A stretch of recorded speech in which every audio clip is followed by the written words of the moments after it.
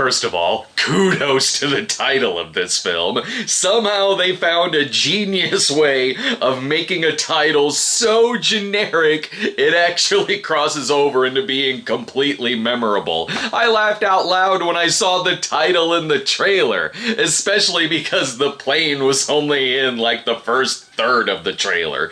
Even the opening of the movie kind of embraces that a little bit, because there's no opening credit sequence, there's just a black screen with plane written in generic white font. In the movie, Gerard Butler is a pilot whose plane makes an emergency landing in the Philippines, but then the passengers are taken hostage by an armed militia. Luckily, there's a prisoner on board, played by Mike Coulter, who teams up with Butler to save the day. And if you're thinking, oh, prisoner transport teams up with other heroes, that's kind of like Precinct 13. The movie is from the director of the 2005 Assault on Precinct 13. The film itself is really a lot of fun. The characters certainly aren't original by any means, but the actors do make them likable, and you root for them throughout the whole flick. It's very good at handling its suspense, from the plane crash sequence that's very well done, to these fight scenes that have a certain amount of realism to them, with one being shot in mostly one cut,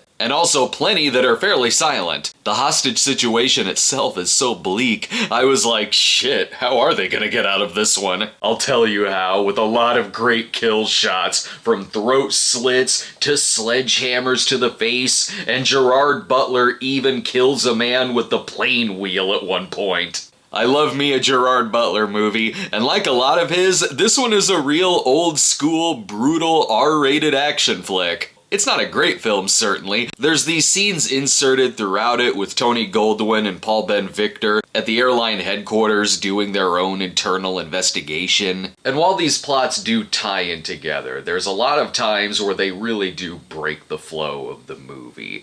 And some of them even just explain things we've already seen.